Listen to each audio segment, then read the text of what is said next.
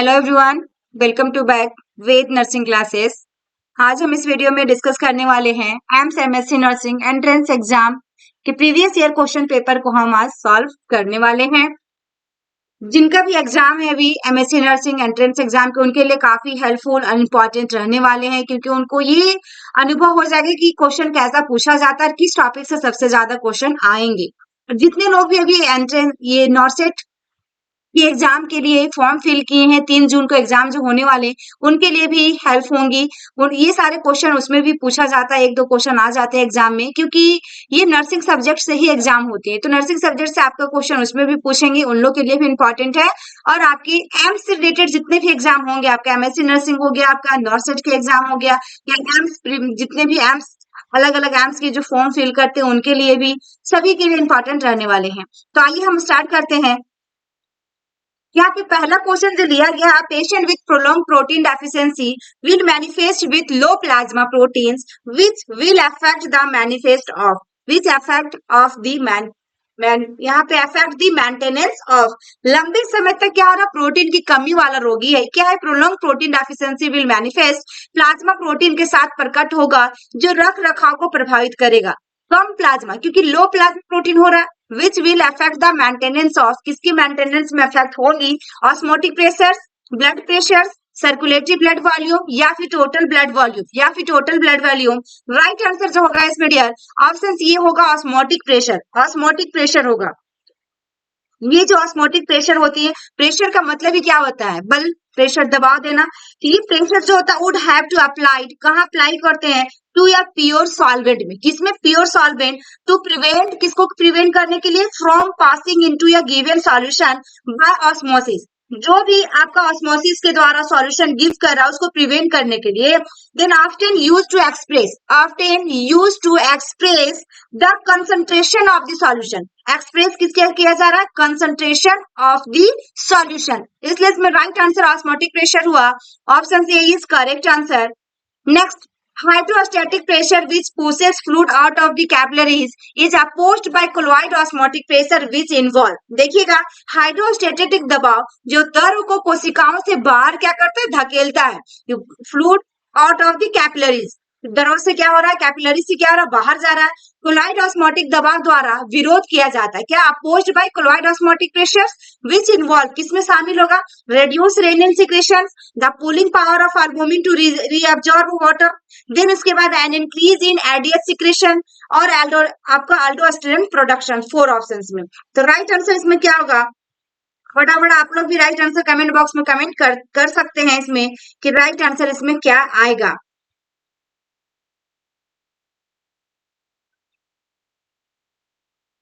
इसमें जो आपका राइट आंसर होगा आपका ऑप्शन बी होगा, the pulling power of albumin to reabsorb water, क्या होगा, पुलिंग पावर ऑफ किसका, एल्बुमिन का, और क्या कर रहा है, वाटर को रीअब्जॉर्ब करना है, रीअब्जॉर्ब करना है। तो ऑप्शन इसमें बी हुआ करेक्ट आंसर।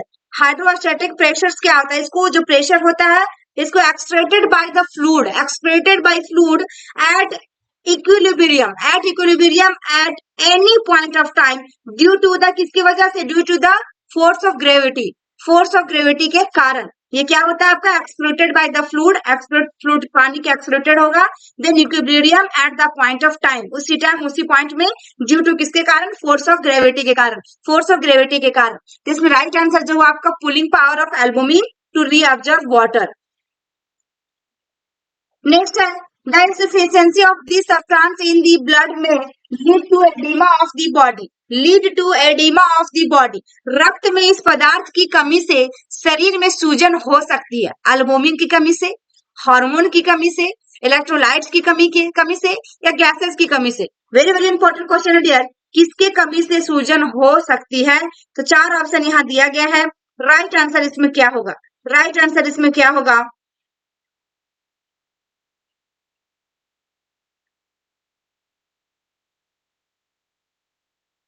इसमें राइट होगा ऑप्शन सी, एल्बुमिन, एल्बुमिन की कमी से, option C is correct answer, ये उसमें राइट आएगा। Next, carbon dioxide combines with haemoglobin to form, carbon dioxide क्या है, CO2 कंबाइन विथ किसके साथ में, haemoglobin, to form carbon dioxide haemoglobin के साथ मिलकर बनता है, क्या बनता है, डी, देखिएगा डीऑक्सी हीमोग्लोबिन या रेडियोस हीमोग्लोबिन या कार्बा एमिनो हीमोग्लोबिन या फिर कार्बोक्सी हीमोग्लोबिन। 4 ऑप्शन दिया गया डियर, इसमें रैशनल भी दिया गया है, देखेंगे a chemical combination of carbon dioxide and haemoglobin, जो कि chemical combination of carbon dioxide CO2 and आपका हीमोग्लोबिन, दैट इज कॉल्ड क्या कहलाएगा, कार्बा एमिनो हीमोग्लोबिन, कार्बा एमिनो हीमोग्लोबिन कहलाएगा।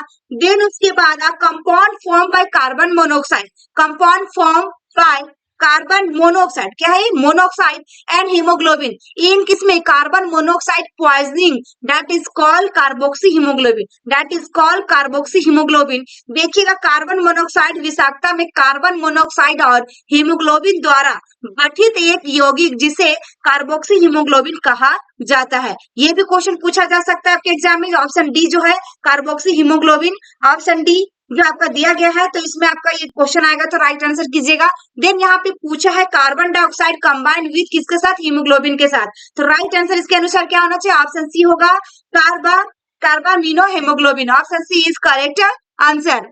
नेक्स्ट है patient with prolonged neutropenia, prolonged neutropenia lasting more than 10 days, lasting more than 10 days, यहाँ पे कितना ज्यादा दिन हो रहा है, 10 दिन। देन उसके बाद at the risk of for which infection, risk for which infection, लंबे समय तक न्यूट्रोपेनिया 10 दिनों से अधिक समय तक रहने वाले मरीजों को किस संक्रमण का खतरा हो सकता है, किस संक्रमण का खतरा हो सकता है, वेरी वेरी इंपॉर्टेंट क्वेश्चन है। 4 ऑप्शन दिया गया है, इसमें राइट आंसर आपको क्या होगा, राइट आंसर इसमें क्या होगा, 4 ऑप्शन में हर्पीस सिम्प्लेक्स, रीएक्टिवेशन, निमोसाइटिस, क्रेनी इन्फेक्शन और ओरल कैंडिडल इन्फेक्शन या ट्यूबरक्लोसिस। 4 ऑप्शन दिया गया है, 4 ऑप्शन दिया गया है, इसमें राइट आंसर क्या होगा, राइट आंसर क्या होगा, तो इसमें देखिएगा न्यूट्रोपेनिया का मतलब क्या होता है, न्यूट्रोपेनिया जो होता है आपका, ये presence of abnormal few neutrophils हो जाता है हमारे ब्लड में, बहुत ही कम मात्रा में न्यूट्रोफिल्स हो जाते हैं ब्लड में, लीडिंग टू इंक्रीज क्या होता है, ससेप्टिबिलिटी टू इन्फेक्शन, इसमें बहुत ही ज्यादा इन्फेक्शन होने की चांसेस बढ़ जाती है जब हमारा न्यूट्रोफिल्स की कमी हो जाती है, किसमें, हमारी बॉडी के ब्लड में। तो राइट आंसर इसमें क्या होगा, 4 ऑप्शन डियर, ऑप्शन इसमें बी आएगा, pneumocystis carinii infection, B is correct answer. यहाँ पे देखेंगे हम लोग, neutropenia means the presence of an abnormal small number of neutrophils in the blood, usually less than 1500 to 2000 पर मैक्रोलीटर, यानी कि 1500 से 2000 से भी कम हो जाएगा हमारे ब्लड में न्यूट्रोफिल्स की मात्रा, तो इसमें न्यूट्रोपेनिया कहलाएगा। नेक्स्ट है severely low level of neutrophils predispose patient to infection, इससे क्या होता है, यदि बहुत कम हो जाएगा तो बहुत जल्दी क्या होगा, आपके बॉडी में इन्फेक्शन होने की चांसेस बढ़ जाएंगी। नेक्स्ट आपका नीमोसाइटिस देखिएगा, जिसको हम नीमोसाइटिस कैरेनी इन्फेक्शन कह रहे हैं, is an देखिएगा opportunistic fungus that causes lung infections in those with immunosuppressive disease and condition like neutropenia, condition like neutropenia। यहाँ पे न्यूमोसिस्टिक देखिएगा, यहाँ पे जीरोवेसिस जो है न्यूमोसिस्टिस कैरेनी इन्फेक्शन की असरवादी कवक है, जो इम्यूनो सप्रेसिव बीमारियों और न्यूट्रोपेनिया जैसी स्थितियों वाले लोगों में फेफड़ों के संक्रमण का कारण बनता है, फेफड़ों के संक्रमण के कारण भी बन सकता है, जिसका एकदम लो हो गया है, किसमें, लंग्स में प्रॉब्लम, फंगस होगा, लंग्स में क्या होगा, इन्फेक्शन हो सकता है। तो राइट आंसर इसमें क्या होगा, option B.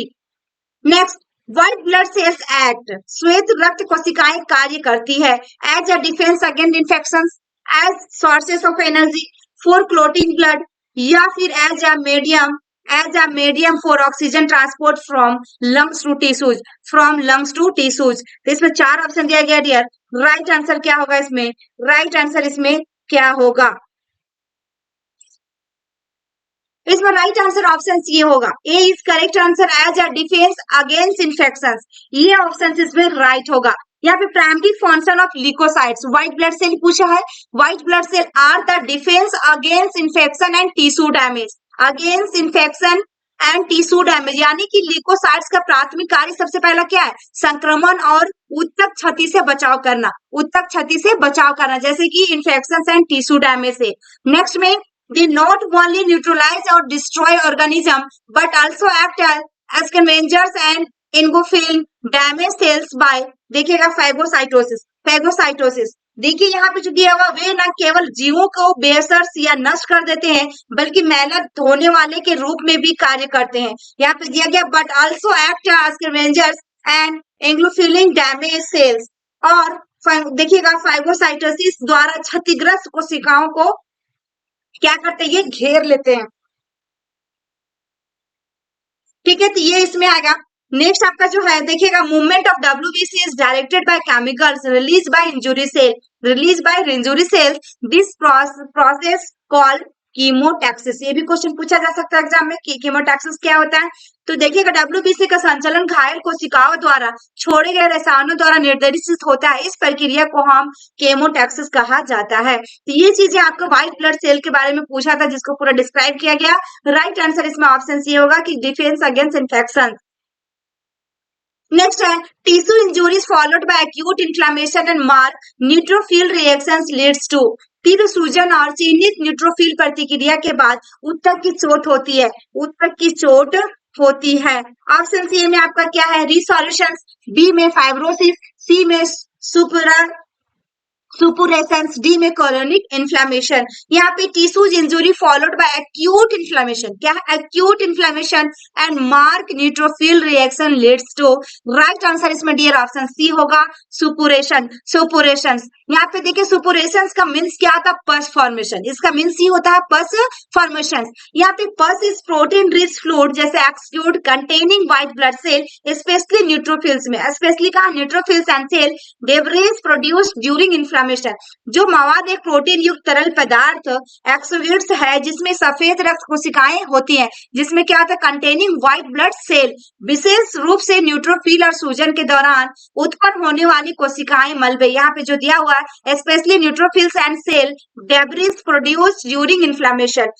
Next resolution means होता है breaking down of the products of inflammation. Resolution आपका ऑप्शन सी में देखिएगा, इस संकल्प का अर्थ है सूजन के उत्पादों को तोड़ना। Breaking down of the productions of inflammation, किसको तोड़ेगा, इन्फ्लेमेशन जो हो रहा है उसको तोड़ने की कोशिश करता है, इसका काम ये है तोड़ना।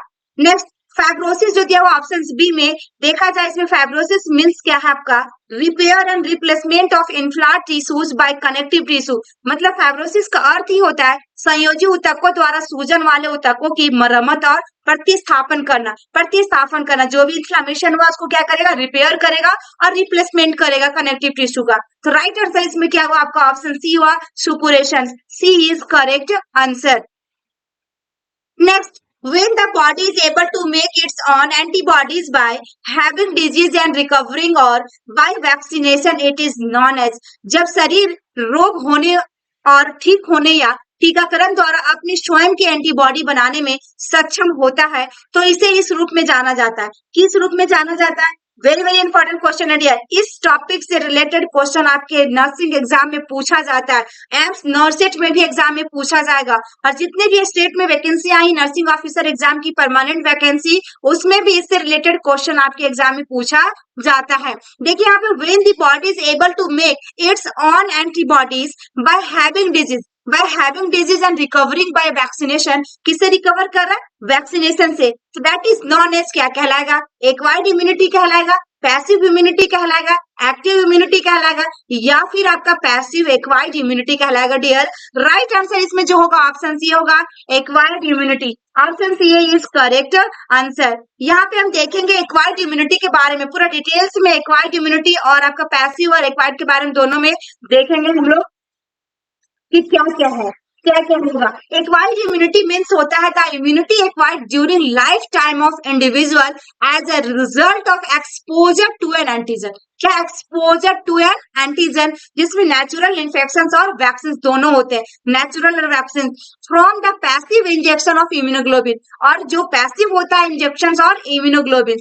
मतलब कि एक्वायर्ड इम्यूनिटी का अर्थ यही हुआ किसी एंटीजन जो प्राकृतिक संक्रमण या वैक्सीन के संपर्क में आने या इम्यूनोग्लोबिन के निष्क्रिय इंजेक्शन से किसी व्यक्ति के जीवन काल के दौरान हासिल की गई इम्यूनिटी, किसी व्यक्ति की, यहाँ पे वही दिया हुआ है कि individual as a result of exposure to an antigen natural infection और vaccine from the passive injection of the immunoglobulin. ये आपका एक्वायर्ड इम्यूनिटी की डेफिनेशन हुआ, इसका अर्थ हुआ, मीनिंग हुआ। यहाँ पे देखा जाए there are two types of acquired immunity. Option C में क्या है, एक्टिव एक्वायर्ड इम्यूनिटी। पहले हम एक्टिव के बारे में जान लेते हैं, देन पैसिव के बारे में जानेंगे डियर। यहाँ एक्टिव एक्वायर्ड इम्यूनिटी क्या है? It is the immunity of resistance developed by host body. क्या हमारी बॉडी होस्ट में as a result of antigenic stimulation of host body, यह देखिएगा मेजबान शरीर के एंटीजेनिक उत्तेजना के परिणाम स्वरूप मेजबान शरीर द्वारा विकसित प्रतिरक्षा या प्रतिरोध है। ये क्या प्रतिरक्षा या प्रतिरोध है? रेजिस्टेंस डेवलप करता है host body as a result of antigenic stimulation of the host body. यहाँ पे देखा जाए एक्टिव एक्वायर्ड इम्यूनिटी जो again divided in following two types, very very important. Active acquired immunity की बात करेगा तो उसकी डेफिनेशन क्या हो जाएगा कि इम्यूनिटी जो हो रहा है रेजिस्टेंस डेवलप्ड बाय द किसमें, होस्ट आपके बॉडी, और result of antigenic stimulation of the host body. Then acute acquired immunity के दो टाइप्स में इसे भी बांट दिया गया है, जैसे कौन कौन सा, नेचुरल एक्वायर्ड इम्यूनिटी, ये भी क्वेश्चन आ सकता है आपके एग्जाम में कि active acquired immunity, types of active acquired immunity आपका दो ऑप्शन देगा ए बी सी डी, जिसमें से नेचुरल एक्टिव एक्वायर्ड रहेगा और एक और आगे देखेंगे। नेचुरल एक्टिव एक्वायर्ड इम्यूनिटी में क्या है कि ये इम्यूनिटी जो एक्वायर्ड और development after a natural infection of the body, after a natural infection of the body, जैसे एग्जांपल में दे दिया गया डेवलपमेंट ऑफ इम्यूनिटी अगेंस्ट किसके, against typhoid, measles, chickenpox. यह प्रतिरक्षा शरीर के प्राकृतिक संक्रमण के बाद हासिल या विकसित होती है, प्राकृतिक संक्रमण के बाद, ठीक है ना। नेचुरल जो इन्फेक्शन होता है उसके बाद ये क्या होता है आपकी बॉडी में धीरे धीरे डेवलप करने लगता है, जैसे कि आपका क्या हुआ टाइफॉइड की डिजीज जो होती है, खसरा जो होता है, चिकन पॉक्स जो होता है, ये सब एग्जाम्पल याद रखिएगा, वेरी वेरी इंपॉर्टेंट। यहाँ पे आर्टिफिशियल एक्टिव एक्वायर्ड इम्यूनिटी दो हो गया, फर्स्ट में नेचुरल, सेकेंड में आर्टिफिशियल, ठीक है। इसमें आपका क्या है, इम्यूनिटी एक्वायर्ड और डेवलप आर्टिफिशियली वैक्सीनेशन, ये वैक्सीनेशन जो बनता है उसको आर्टिफिशियली इसको बचाया जा सकता है। एग्जांपल में जैसे कि देखिए इम्यूनिटी अगेंस्ट किसके अगेंस्ट, पोलियो, पोलियो को किससे, जब हम ओपीवी देंगे और पोलियो वैक्सीन तब पोलियो से बचा सकते हैं। टीबी को किससे बचा सकते हैं, बीसीजी वैक्सीन से। ये चीजें आपका आर्टिफिशियल में जो कि हम बना कर देते हैं, क्या आप यह प्रतिरक्षा अधिग्रहित या विकसित कृत्रिम रूप से टीकाकरण की जाती है, जैसे ओपीवी और बीसीजी वैक्सीन देकर पोलियो और टीबी के खिलाफ प्रतिरक्षा का विकास है। आई होप कि आपको ये अच्छे से समझ में आ गया होगा। नेचुरल आपका एक्टिव एक्वायर्ड इम्यूनिटी के अंदर में दो पार्ट्स हुए, natural active acquired immunity, artificial active acquired immunity, दो पार्ट्स वेरी वेरी इंपॉर्टेंट। और हमारा एक्वायर्ड इम्यूनिटी के अंदर में फर्स्ट पार्ट हमने देखा एक्टिव एक्वायर्ड इम्यूनिटी। अब हम देखेंगे बी में पैसिव एक्वायर्ड इम्यूनिटी। यहाँ पे पैसिव एक्वायर्ड इम्यूनिटी, पैसिव के अंदर में क्या है, passive immunity body cells do not take any active part in the production of antibodies, in the production of antibodies, यानी देखिएगा निष्क्रिय प्रतिरक्षा में शरीर की कोशिकाएं एंटीबॉडी के उत्पादन में कोई सक्रिय भाग नहीं लेती है, कोई सक्रिय भाग नहीं लेती, do not take any active part in the production of antibodies. यहाँ पे देखिएगा person is only immunized by prepare of ready-made antibodies from other host। व्यक्ति को केवल अन्य देखिएगा, अन्य यहाँ पे बताया ना only immunized by prepare, अन्य मेजबान से तैयार या तैयार एंटीबॉडी द्वारा प्रतिरक्षित किया जाता है। मतलब कि जो भी व्यक्ति को दी जा रही है वैक्सीन उसको रेडीमेड के द्वारा एंटीबॉडीज दी जाती है उनकी बॉडी में। नेक्स्ट आपका this immunity is temporary and gives less effective protective. ये जो इम्यूनिटी लेवल इनका होता है बॉडी का बिल्कुल ही टेम्परेरी होगा, समझिए तो ये अस्थायी होगा और कम प्रभावी सुरक्षा प्रदान करेगी, ये लेस इफेक्टिव प्रोटेक्शन होगा, ये आपकी पैसिव के अंदर में। अब पैसिव जो होता है ये भी दो भागों में बांटा गया है, दो भागों में इसको डिवाइड किया गया है। फर्स्ट में आपका natural passive acquired immunity. Natural के अंदर में क्या है, ट्रांसमिशन जो हो रहा है एक्वायर्ड एंटीबॉडीज जो होगा फ्रॉम मदर्स टू फ्यूटस, किसके थ्रू, प्लेसेंटा के थ्रू, जो हमारा कौन सी इम्यूनोग्लोबिन होगा, IgG। देन क्लोस्ट्रोम और ब्रेस्ट मिल्क से रिलेटेड होगा तो मदर्स में कौन सा इम्यूनोग्लोबिन आएगा, IgA। यदि आपका नेचुरल के अंदर पूछता है तो ये राइट आंसर करना है IgG और IgA। जो कि आपका दोनों है। नेक्स्ट में आपका आर्टिफिशियल पैसिव एक्वायर्ड इम्यूनिटी, इसमें क्या होगा, immunity is produce in host by giving injection और रेडीमेड एंटीबॉडीज, इसमें क्या हो रहा है, एंटी, क्योंकि आर्टिफिशियल का मतलब ये कि बनाया जा रहा है, उसको बाहर से दी जा रही है। एग्जाम्पल जैसे एंटीटॉक्सिन्स हो गया, एंटी टेटनस सीरम हो गया टेटनस के लिए, एंड IVIG जैसे इंट्रावेनस इम्यूनोग्लोबिन हो गया, इन किसके लिए, मैस्थेनिया ग्रेविस। क्या है, मैस्थेनिया ग्रेविस के लिए। ये भी मैस्थेनिया ग्रेविस का मतलब थोड़ा सा समझ लेते हैं हम लोग कि इसका मतलब क्या होता है। इसका मतलब क्या होता है, ये जो आप देख पा रहे हैं मैस्थेनिया ग्रेविस, ये मैस्थेनिया जो है आपका डियर, ये ग्रीक वर्ड है। मैस्थेनिया क्या है, ग्रीक वर्ड है, और आपका ग्रेविस जो है आपका ये लैटिन वर्ड है। तो मैस्थेनिया का पूछा जा सकता है एग्जाम में कि ग्रीक वर्ड है या लैटिन वर्ड, तो मैस्थेनिया आपका ग्रीक वर्ड है और ग्रेविस आपका लैटिन वर्ड है, इसको आप नोट भी कर सकते हैं। तो मैस्थेनिया में आपका क्या है, मेस का मतलब आपका हुआ MYS का मतलब याद रखिएगा, इसका मतलब होता है मसल्स, एंड एस्थेनिया का मतलब हो जाता है वीकनेस, यानी कि हमारे मसल्स में जो वीकनेस हो रहा है। देन आपका ग्रेविस का मतलब क्या होगा डियर, ग्रेविस का मतलब होता है सीरियस, यानी सीरियस कंडीशंस में उसका मसल्स की जो हो रही है, क्या हो रही है, वीकनेस आ रही है, वो बिल्कुल ही चलने में उसको प्रॉब्लम आ रही है, बिल्कुल बहुत सारे समस्याएं आ रही है उसके साथ में, ये है। देन इसकी डेफिनेशन थोड़ा जान लेते हैं कि मास्थेनिया ग्रेविस क्या होता है। ये जो होता है ये आपका ऑटो इम्यून न्यूरोमस्कुलर डिजीज होता है, मतलब न्यूरोमस्कुलर डिजीज इन पीपल जो होता है मैस्थेनिया ग्रेविस, हमारे नर्व एंड मसल्स को क्या करता है, अनेबल टू कम्युनिकेट, हमारे नर्व और मसल्स को बिल्कुल डैमेज कर देता है, धीरे धीरे ये बिल्कुल काम करना बंद कर देता है, मतलब अनेबल टू कम्युनिकेट। ये आपका मैस्थेनिया ग्रेविस के अंदर वर्ड है, जिसकी वजह से आर्टिफिशियल पैसिव एक्वायर्ड इम्यूनिटी इसमें दी जा रही है, जिसमें antitoxins, anti tetanus serum tetanus के लिए, इंट्रावेनस इम्यूनोग्लोबिन इन मैस्थेनिया ग्रेविस के लिए, जिसकी मसल्स वीकनेस हो रहा है, जिसकी मसल्स में प्रॉब्लम आ रही है, जिसकी नर्व में प्रॉब्लम आ रही है, उससे उसके लिए।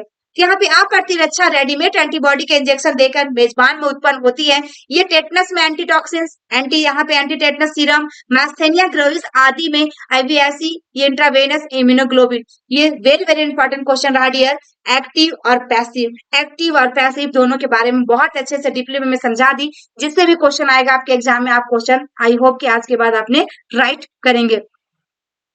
यहाँ पे देखिएगा इसी से रिलेटेड क्वेश्चन अब आगे, administration of readymade antibodies is example of. अभी जस्ट हम लोग देखें कि रेडीमेड एंटीबॉडीज किसके लिए होगा, एक्टिव इम्यूनिटी के लिए होगा, पैसिव इम्यूनिटी के लिए होगा, एक्टिव नेचुरल इम्यूनिटी के लिए होगा, या पैसिव नेचुरल इम्यूनिटी के लिए होगा। तो राइट आंसर इसमें ऑप्शन बी होगा, पैसिव इम्यूनिटी के लिए होगा, ठीक है ना, क्योंकि रेडीमेड एंटीबॉडीज की बात क्या एग्जाम्पल पूछा है। Next, a child come to the hospital after exposure to diphtheria and give in antitoxins. This type of immunity is known as, क्या हो रहा है, एंटीटॉक्सिन दी जा रही है, और उसको क्या हुआ, बच्चा को हॉस्पिटल में एडमिट है, डिप्थेरिया की प्रॉब्लम है। एक बच्चा डिप्थेरिया के संपर्क में आने के बाद अस्पताल आता है और उसे एंटीटॉक्सिन दिया जाता है, इस प्रकार की प्रतिरक्षा के रूप में जाना जाएगा। एंटीटॉक्सिन दी जा रही है, देखिएगा, active natural immunity, active artificial immunity, passive natural immunity, passive artificial immunity. Right answer इसमें होगा ऑप्शन डी, पैसिव होगा डियर, पैसिव होगा आर्टिफिशियल इम्यूनिटी, क्योंकि एंटीटॉक्सिन्स हम लोग पैसिव में देखें और आर्टिफिशियल के अंदर देखें, जिसमें एंटी सीरम वगैरह देखें, उसमें एंटी टेटनस, ये सारा इसमें आएगा पैसिव के अंदर। Next, diphtheria antitoxin is given to susceptible contents immediately after diphtheria. Antitoxin is exposure. Diphtheria antitoxin के संपर्क में आने के तुरंत बाद अति संवेदनशील संपर्कों को डिप्थेरिया एंटीटॉक्सिन दिया जाता है। एटॉक्साइड एंड एंटीसीरा दिया जाएगा, या किल्ड वैक्सीन दिया जाएगा, या लाइव एटेंड वैक्सीन दिया जाएगा। 4 ऑप्शन दिया गया डियर इसमें। राइट आंसर आपका क्या होगा, राइट आंसर इसमें क्या आएगा आपका, इसमें ऑप्शन बी आएगा, एन एंटीसीरा आएगा, B is correct answer. Antiserum means क्या होता है, serum that contains antibodies for, या किसके लिए, स्पेसिफिक एंटीजन के लिए, स्पेसिफिक एंटीजन के लिए। Then antibody produce in response to and capable of neutralising a specific biologic toxin such as those that causes diphtheria और टेटनस, कॉल्ड क्या होगा, एंटीटॉक्सिन, क्योंकि एंटीटॉक्सिन एक्सपोजर की बात किया गया। डिप्थेरिया और टेटनस जैसे विशिष्ट बायोलॉजिक टॉक्सिन की प्रतिक्रिया में उत्पादित और उन्हें बेअसर करने में सक्षम एंटीबॉडी को एंटीटॉक्सिन कहा जाता है। सक्षम एंटीबॉडी को क्या कहा जाता है, एंटीटॉक्सिन कहा जाता है, किसके लिए, डिप्थेरिया और टेटनस। नेक्स्ट आपका antitoxins are used for prophylactic या थेरेप्यूटिक प्रोसेस से भी किया जाता है। रोग निरोधी और चिकित्सीय उद्देश्यों के लिए एंटीटॉक्सिन का उपयोग किया जाता है। नेक्स्ट इम्यूनिटी डेवलप्स, इम्यूनिटी क्या है, डेवलप्स। यहाँ पे देखिएगा व्हेन एंटीबॉडीज आर प्रेजेंट। फिर सेकेंड में आपका क्या है, on exposure to contagious disease, या आफ्टर हैविंग एन इन्फ्लेमेटरी, या when resistance is low illness, रोग प्रतिरोधक क्षमता विकसित होती है, रोग प्रतिरोधक क्षमता विकसित होती है। ऑप्शन बी में on exposure to contagious disease, on exposure to contagious disease A में। Next platelets get activated when they come in contact with, इनके संपर्क में आने पर प्लेटलेट सक्रिय हो जाते हैं। प्लेटलेट्स गेट एक्टिवेटेड क्या हो जाता है, एक्टिवेट हो जाता है when they come in contact with, किसके संपर्क में, हेपारिन। ऑप्शन बी में आपका है कोलेजन, सी में आपके पास है फिब्रियोनेजेन एंड डी में आपके पास है एंडोथेलियम, डी में आपके पास है एंडोथेलियम। राइट आंसर डियर इसमें ऑप्शन बी होगा collagen. Next during clotting the देखिएगा prothrombin is change to thrombin in the presence of, change to thrombin in the presence of. यहाँ पे देखिएगा राइट आंसर क्या होगा, ड्यूरिंग क्लोटिंग, तो clotting के दौरान प्रोथ्रोम्बिन के निम्न की उस उपस्थिति में थ्रोम्बिन में बदल दिया जाता है, calcium ion and फाइब्रोजेन, thromboplastin and vitamin के, या कैल्शियम आयन एंड विटामिन के, या calcium ion and thromboplastin. Right answer इसमें क्या होगा, सॉरी इसमें राइट आंसर आपका ऑप्शन डी होगा, calcium ion and thromboplastin. Option D is correct answer, क्योंकि थ्रोम्बिन में बदल दिया जा रहा है। यहाँ पे देखिएगा the process of clotting occur into 3 stages, 3 stage में इसको दिया गया है प्रोसेस इसकी। फॉर्मेशन ऑफ देखिएगा फर्स्ट में आपका क्या है, फॉर्मेशन ऑफ प्रोथ्रोम्बिन एक्टिवेटर और prothrombin an enzyme important in blood coagulation, it is combination of किसके साथ, एक्टिवेटेड फैक्टर 10 और 5 in presence of calcium ion and platelets, calcium ion and platelets. देखिएगा प्रोथ्रोम्बिन एक्टिवेटर या प्रोथ्रोम्बिन का गठन रक्त जमावट में महत्वपूर्ण एक एंजाइम कैल्शियम आयन और प्लेटलेट की उपस्थिति में सक्रिय कारकों देखिए 10 और 5 का संयोजन है। नेक्स्ट में आपका conversion of prothrombin into thrombin into presence of calcium and thromboplastin, into presence of calcium and thromboplastin, तो कैल्शियम और थ्रोम्बोप्लास्टिन की उपस्थिति में प्रोथ्रोम्बिन का थ्रोम्बिन में रूपांतरण। क्योंकि यहाँ पे क्या पूछा गया आपका, यहाँ पे पूछा गया है ऑप्शंस में ही prothrombin is change to thrombin in the presence of, the right answer इसमें ऑप्शन डी हुआ। नेक्स्ट आपका देखेंगे conversion of fibrinogen into fibrin, fibrin is an insoluble protein which is the last produce of process of coagulation। देखिएगा फैब्रिनोजेन का फैब्रिन में रूपांतरण फैब्रिन एवं अघुलनशील प्रोटीन है जो जमावट की प्रक्रिया का अंतिम उत्पाद है, ये आपका कन्वर्शन में दिया गया है, ये आपका कन्वर्शन ऑफ फैब्रिनोजेन इनटू फैब्रिन। इसमें से कोई भी ऑप्शन आएगा, इसका 3 स्टेज दिया गया है, देयर क्लोटिंग अकर्स, जो प्रोसेस ऑफ क्लोटिंग होती है, जो ब्लड क्लॉट करता है, इसकी प्रक्रिया जो होती है 3 स्टेज में बांटा गया, तीनों को देख लीजिएगा, जैसे वेरी वेरी इंपॉर्टेंट है, ये क्वेश्चन आ सकता है आपके एग्जाम में। Next patient comes to primary health care center with sign of clotting problem, with sign of clotting problem, a community health nurse suspect the deficiency of clotting की समस्या के संकेत के साथ रोगी प्राथमिक स्वास्थ्य देखभाल केंद्र में आता है, एक सामुदायिक स्वास्थ्य नर्स को निम्न की कमी का संदेह है। किसका हो सकता है कमी आपका, क्योंकि कम्युनिटी हेल्थ नर्स के द्वारा यहाँ पे क्या संदेह होगा, क्या सस्पेक्ट करेगी, किसकी डेफिशिएंसी हो सकती है, विटामिन सी की, विटामिन के की, विटामिन ई की, या फिर आयरन की। 4 ऑप्शन दिया गया dear, very very important question है। राइट आंसर इसमें क्या होगा, राइट आंसर इसमें आपका क्या आएगा, राइट आंसर इसमें ऑप्शन बी आएगा, विटामिन के। इसकी कमी से ही ब्लड क्या आ रहा, क्लॉट नहीं हो पा रहा, क्लोटिंग की समस्या है। विटामिन के इंजेक्शन को भी एट बर्थ दी जाती है, आप लोग को मालूम होना चाहिए। 1 किलो से कम है बच्चा, यदि 1 किलो से कम है तो आपको कितना देना, 0.5 ml देना है। यदि 1 केजी से बच्चा ज्यादा है तो आपको 1 ml देना है, ये चीज को ध्यान रखिएगा, very very important question. Next which organ requires extra monitoring when the patient is undergoing, देखिएगा lipid lowering therapy, lipid lowering therapy, very very important question है डियर। इसमें राइट आंसर आपका क्या होगा, राइट आंसर क्या होगा, जब रोगी लिपिड लोअरिंग थेरेपी से गुजर रहा हो तो किस अंग पर अतिरिक्त निगरानी की आवश्यकता होती है, किसमें देखिएगा, क्योंकि हमारा patient into under going lipid lowering therapy, जब इससे हो रहा प्रॉब्लम लिपिड लोअरिंग थेरेपी, तो कौन सी ऑर्गन सबसे ज्यादा इफेक्ट करेगा, किसमें आपको सबसे ज्यादा निगरानी की आवश्यकता होगी, किडनी, ब्रेन, लीवर या पेनक्रियाज। तो राइट आंसर इसमें जो होगा आपका ऑप्शन सी होगा, लीवर। यहाँ पे लीवर एंजाइम लेवल और इंक्रीज ड्यूरिंग देखिएगा statin therapy, drugs of lipid lowering properties, example में देखिए कौन कौन सा, देखिए एटोरवास्टेटिन एंड पारावास्टेटिन एंड लोवास्टेटिन और आपका सिमवेस्टेटिन।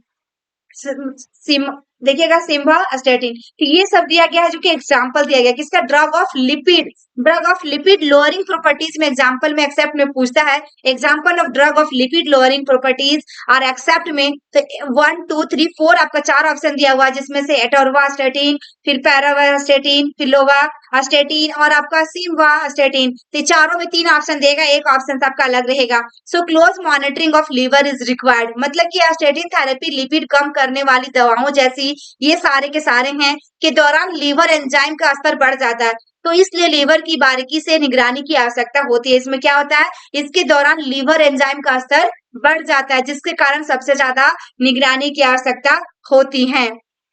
नेक्स्ट है the most appropriate diet for a patient newly diagnosed with myocardial infection. Myocardial infection very very important question है डियर। राइट आंसर इसमें क्या होगा, राइट आंसर इसमें आपका क्या आएगा,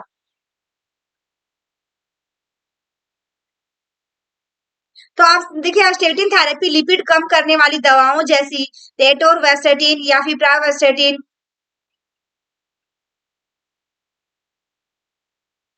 ये जो हिंदी आ गया डियर मिस्टेक्स आ गया, पहले वाले क्वेश्चंस का जो ऑप्शंस रैशनल दी गए उसकी हिंदी है। या क्वेश्चन में जो पूछा गया the most appropriate diet for a patient newly diagnosed with myocardial infection, appropriate diet की पूछा गया जो कि आपके पास के अमाई की पेशेंट जो फर्स्ट टाइम डायग्नोस किया गया है, फर्स्ट टाइम क्या किया गया, डायग्नोस हुआ है, आपके पास पेशेंट आया है तो उसके लिए कौन सी डाइट मतलब एप्रोप्रिएट की जाएंगी दी जाएंगी, तो इसमें से राइट आंसर आपका क्या होगा, राइट आंसर इसमें क्या आएगा आपका, वेरी वेरी इंपॉर्टेंट क्वेश्चन है डियर, इसमें राइट आंसर आपका क्या होगा, 4 ऑप्शन है low sodium and low cholesterol, clear liquid and C में nothing by mouth and D में आपके पास है जनरल एएस टॉलरेट। 4 ऑप्शन दिया गया है, 4 ऑप्शन दिया गया है, राइट आंसर इसमें आपका क्या होगा, राइट आंसर इसमें क्या होगा, 4 ऑप्शन में एमआई की पेशेंट है, एमआई की पेशेंट मायोकार्डियल इन्फेक्शन पेशेंट है, हार्ट अटैक आई होगी न्यूली फर्स्ट टाइम, तो इसमें क्या होगा, राइट आंसर क्या होगा,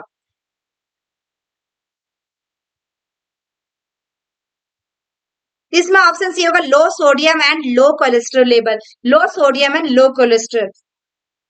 The most appropriate diet for a patient newly diagnosed with myocardial infarction is low saturated fat, sodium, cholesterol and calories, ये सब होना चाहिए। जिसमें से देखिए मायोकार्डियल देखिएगा रोग, मायोकार्डियल इन्फेक्शन के नए निदान वाले रोगी के लिए सबसे उपयुक्त आहार कम संतृप्त वसा, सोडियम, कोलेस्ट्रॉल और कैलोरी की ज्यादातर रिक्वायर्ड होती है, यानी कि सबसे कम सैचुरेटेड फैट होना चाहिए, सोडियम की मात्रा बिल्कुल लो होना चाहिए, कोलेस्ट्रॉल की मात्रा लो होना चाहिए, कैलोरी की मात्रा भी लो होना चाहिए।